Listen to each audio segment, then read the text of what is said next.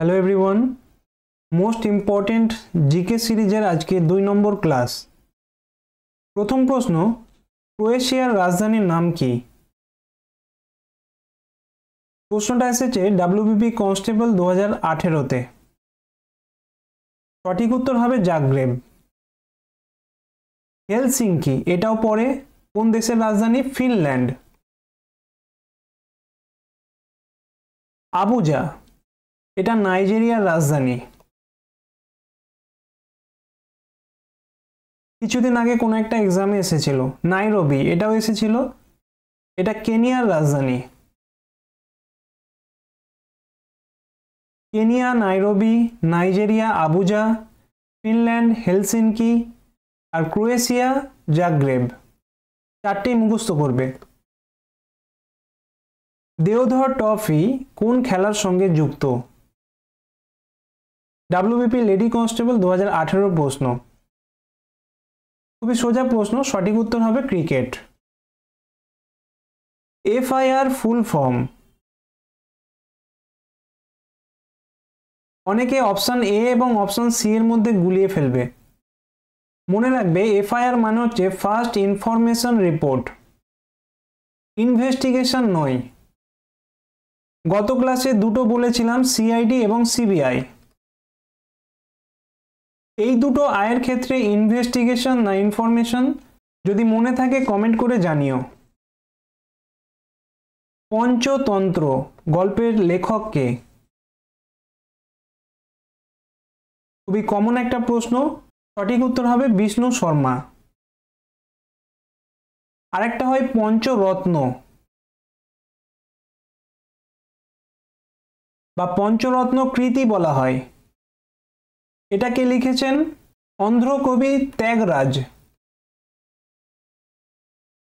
Tyagaraja. Mostly এটাই আসে পঞ্চতন্ত্র, যেটা কে লিখেছেন? বিষ্ণু শর্মা। আর যদি কখনো এমন প্রশ্ন পাও পঞ্চরত্ন কৃতি, সেটা হবে ত্যাগরাজ। রবীন্দ্রনাথের কোন উপন্যাসে স্বদেশী আন্দোলনের সমালোচনা পাওয়া যায়? এটাও খুব ইম্পর্টেন্ট একটা প্রশ্ন। সঠিক উত্তর হবে ঘরে বাইরে।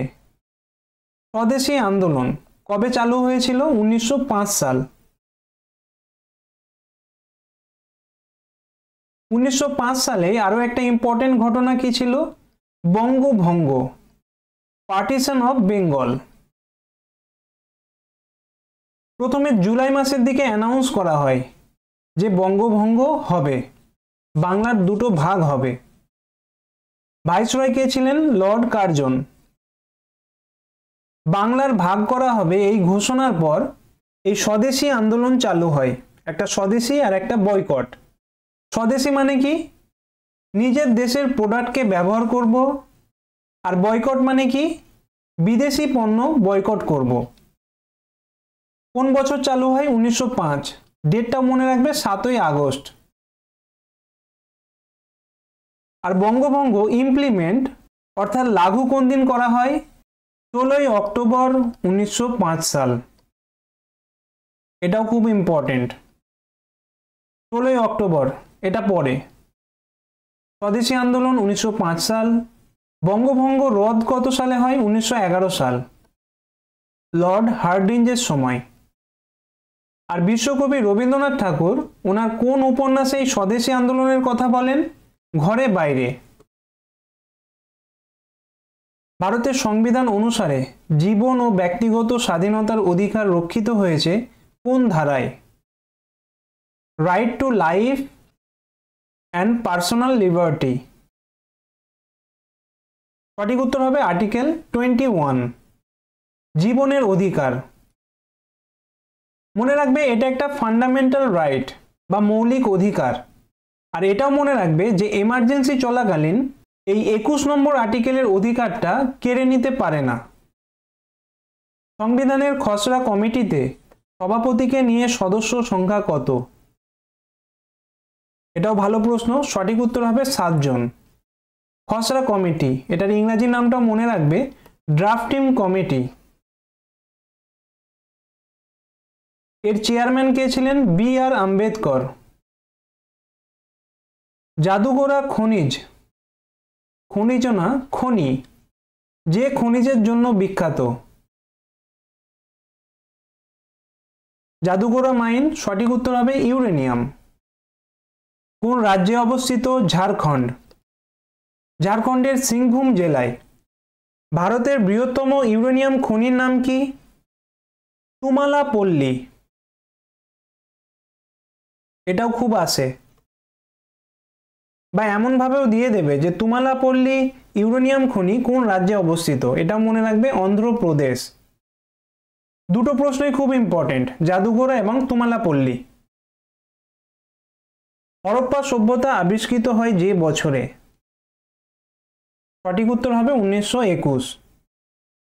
প্রথম আবিষ্কৃত শহরের নাম হরপ্পা, সেজন্য এই সভ্যতাকে হরপ্পা সভ্যতা বলা হয়। হরপ্পা সভ্যতা কে আবিষ্কার করেন? এইচ.ডি. দয়ারাম সাহানি। আর এর ঠিক পরের বছর 1922 সালে মহেঞ্জোদারো আবিষ্কার হয়। কে করেন? রাখালদাস বন্দ্যোপাধ্যায়। দুটো অনেক সময় গুলিয়ে যায়, HDMR এই হিসাবে মনে রেখো। পূর্ব রেলের সদর দপ্তর কোথায় অবস্থিত? পূর্ব রেল মানে কি? Eastern railway. কোথায় হবে? কলকাতা। কলকাতা আরও একটি রেলওয়ে জোনের সদর দপ্তর, সেটা হচ্ছে সাউথ ইস্টার্ন বা দক্ষিণ পূর্ব। তাহলে পূর্ব এবং দক্ষিণ পূর্ব দুটো রেলওয়ে জোনের সদর দপ্তর হবে কলকাতা। ক্লাসটা এখানেই শেষ করলাম। অজানা প্রশ্নগুলো অবশ্যই নোট করে রেখো। পরের ক্লাসে আরও কিছু ইম্পর্টেন্ট জিকে প্রশ্ন নিয়ে আলোচনা করব। Thank you.